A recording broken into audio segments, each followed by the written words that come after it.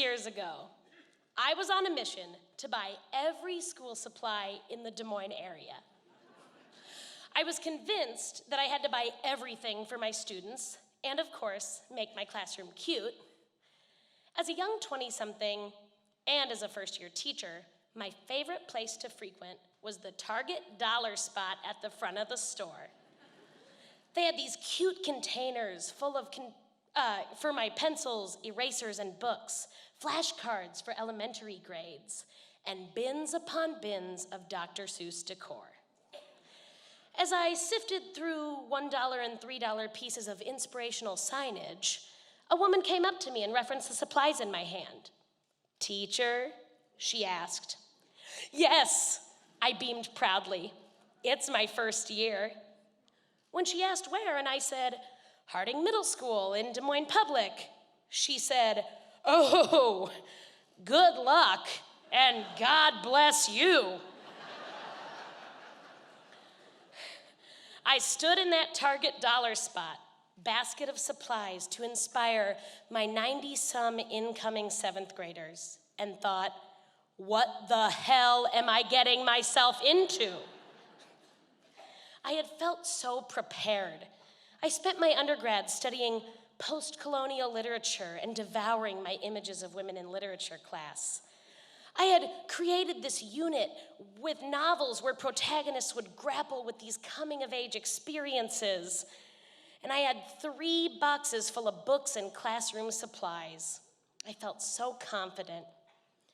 But then, on back-to-school night for the 2013-2014 school year, I stood outside room 249, staff shirt on, smile on my face, and a feeling in the pit of my stomach that was somehow both excitement and fear.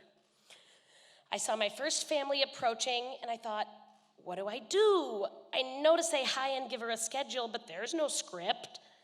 So as they came closer and closer, this young lady had an infectious smile, and she was walking several feet ahead of her guardian, and she stuck her hand out to shake mine.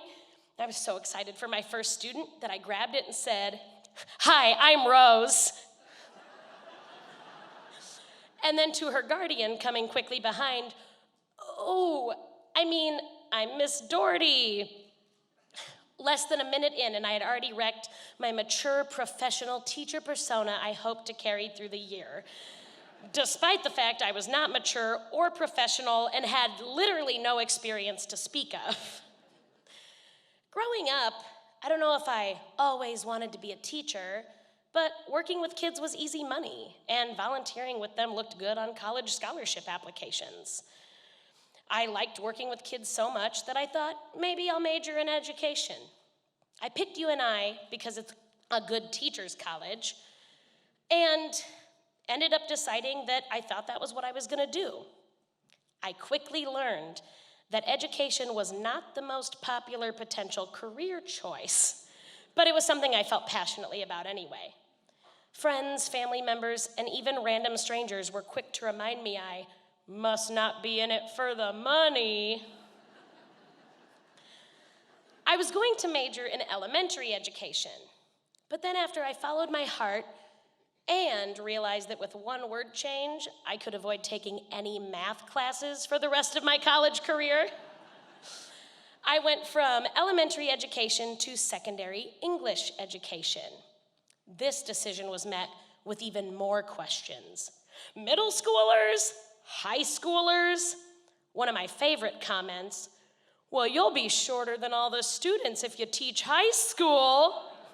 This, incidentally, turned out to be true for my career in middle school as well.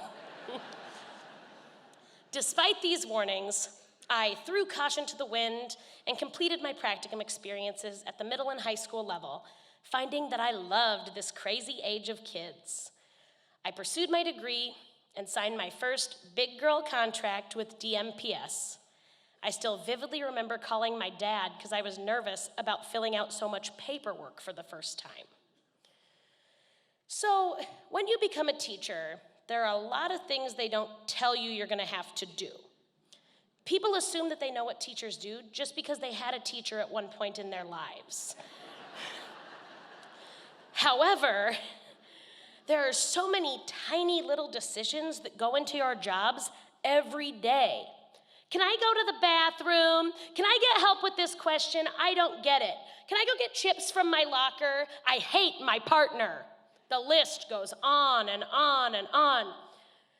To say that I was underprepared is an overstatement. All these decisions were made on the fly by me every day. Now, I really had no idea what I was doing, but the more questions I fielded, the more I kind of felt like I might be giving the right answers. One of my first challenges that school year came before the year even began. I was finishing up my reading endorsement and needed to do some tutoring, so the school matched me with a student who they thought might benefit.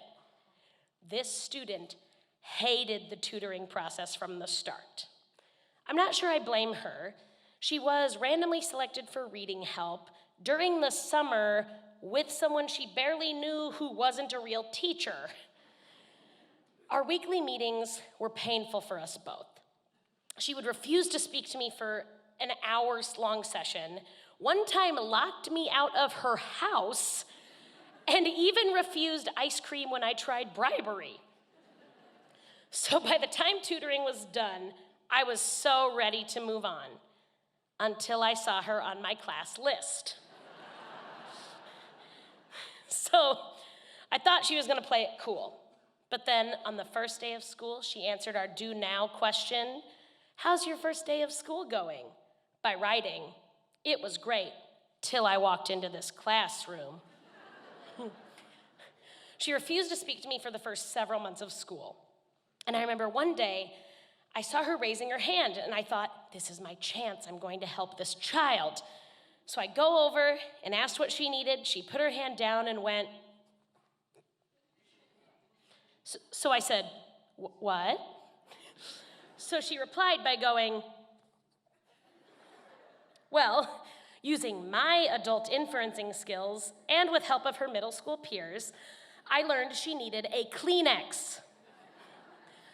However, rather than just going to let her get one, I grew more and more frustrated that she wouldn't just talk to me, that I wouldn't even let her go, and I engaged in one of many power struggles that first year teaching, which is a rookie mistake. Between this student and several others, I had my first official disaster of a class that I needed help with almost daily. There was a student who had multiple backup phones, so that if he was on one and a teacher took it, he could just pull another one out of his pocket. But then by the time the office came, they all literally disappeared. There was a student who would ask me to go to the bathroom so many times in a 90-minute block. And I know you're all thinking, that kid's faking it. But as I learned as part of my teacher decision-making process, what if he wasn't? What if he really had to go that bad? What did I do if I didn't know the answers? I'll never forget the first time I saw a student physical altercation, which started inside my classroom while I was in the hallway. The students who helped break it up later informed me that it began when one of my male students said to one of my female students, "White girls can't punch," and she showed him that they could.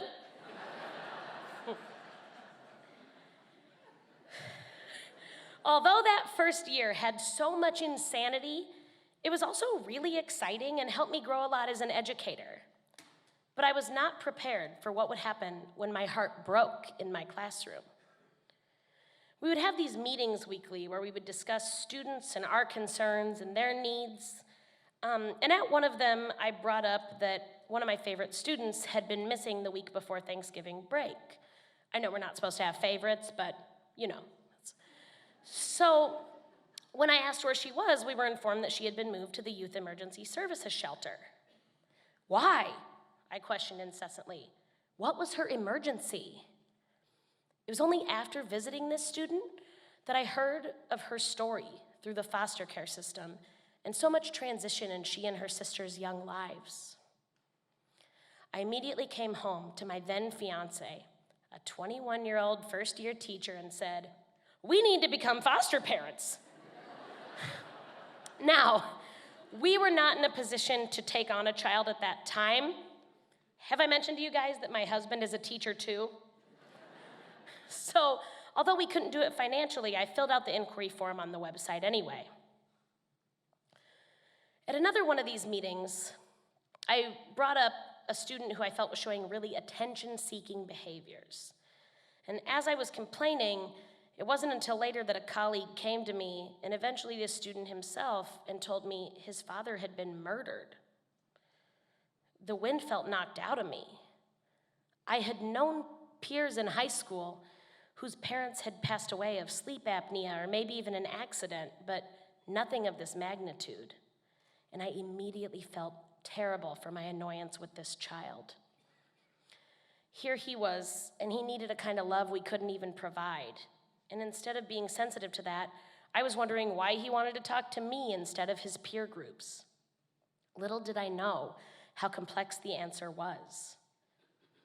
It was after instances like these that I began to ask myself, how can I help every student, every family?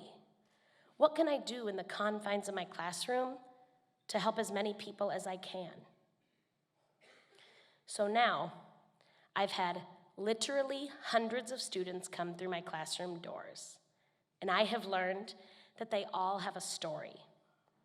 Some of their stories are sad, yes. Very few of my student stories have ended incredibly too soon. And some of my student stories I just don't hear the end of because they move away or lose touch or go on to high school and middle school is just a blip on their radar. But some of my student stories are absolutely amazing. The students I had that first year just finished their senior year of high school. The student who wouldn't talk to me even when she needed a Kleenex, well, she eventually did around February or March, and all it took was me letting her pick her own partner. The longer you teach, the more you learn to pick your battles.